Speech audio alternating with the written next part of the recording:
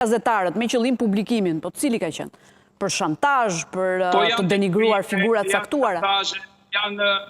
Janë të zhvendosjes së vëmendjes, janë hakmarrje ndar personave të tjerë që deri më sot nuk janë prekur nga hetimet dhe duan të relativizojnë rolin e tyre ose pozitën e tyre juridike duke thënë që ja dhe ky janë në hetim. Pra ka shumë arsye. Po le ta lëmë Spakun që të jetojë dhe të nxjerrë motivin e vërtet, ku Spaku është vetë viktimë, është vetë institucioni dëmtuar. Megjithatë ju thash, duhet të vijojë hetimet dhe të ketë kurajën për të dalë deri në maj të gjitha aktiviteti për të gjetur autorin e vërtet.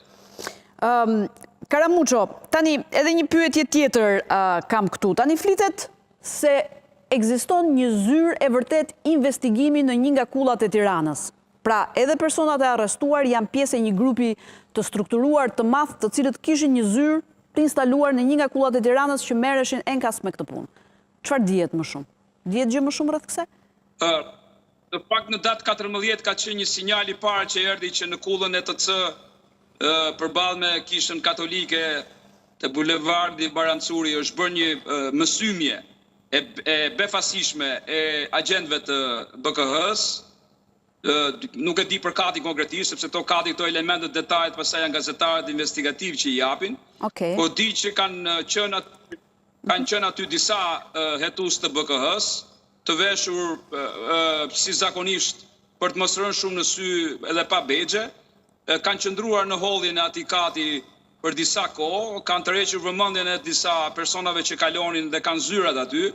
Në një moment caktuar ata kanë nxjerrë me njëherë begjet e identifikimit dhe kanë hyrë në zyrën që kishin objekt të kontrollit, kanë marrë gjitha materialet, laptop, kompjutra e kështu me radhë dhe janë larguar.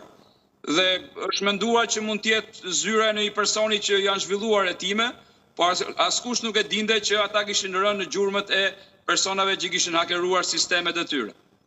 Kjo u than atë kohë, ngeli si enigmatike dhe vetëm së u zbulua plotësisht se për çfarë kishte të bënte ai kontroll. Tani, ne nuk e dim kujt i përket ajo zyrë, kush e ka me qira dhe kush është pronar, apo bashkëpunojnë të dy këta si subjekte. Këto janë çështje që po hetohen aktualisht nga ana e SPAK.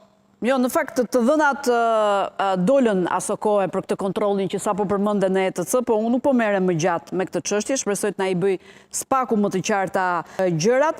Tani çfarë ndodhi me kompjuterin e Dumanit, e Altin Dumanit, kreu të SPAK? Pse aty hakerimi ishte i pasuksesshëm?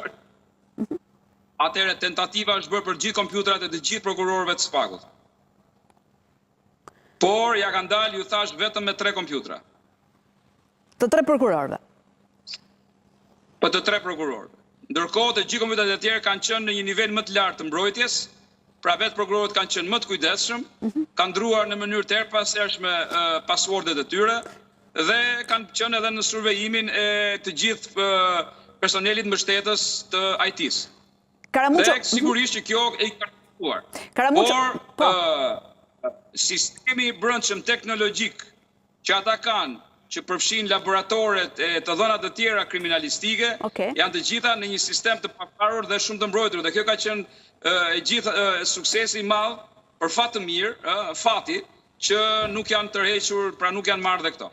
Edhe këto, Karamuço, mund të flitet edhe për bashkëpunëtor të brendshëm brenda BKH-s apo SPAK-ut, apo e gjithë ndërhyrja është realizuar nga jashtë? Jo, nuk mund ta them dot këtë, por po hetohet, di që po hetohet. Mund të jetë edhe përpara një fakti që bëhet përpara një sulmi të hakerimit, mund të prezantohet sistemi. Pra çfarë sistemi disponojmë, çfarë emailësh janë, çfarë kodesh pak a shumë përdorin, në çfarë niveli sigurie janë.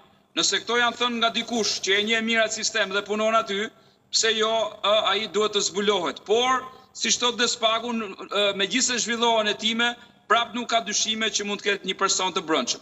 Po, a është ky një rast i vetëm dhe sporadik? Jo. Ne kemi një situatë shumë serioze të rrjedhjes së të dhënave jo kompjuterike, por nëpërmjet dosjeve të vazhdueshme nga ana e zyrtarëve të SPAK-ut në drejtim të personave të ndryshëm të interes, bizneseve, deri diku dhe media. Tani, hetime janë zhvilluar, nuk kemi asnjë person përgjegjës në këto vite punë që ka pasur SPAK-u, dhe kjo ishte rasti për për të vijuar më tetë analizuar çfarë nuk shkon në elementet e sigurisë për të mbrojtur informacionin sekret hetimor nga ana e këtij institucioni.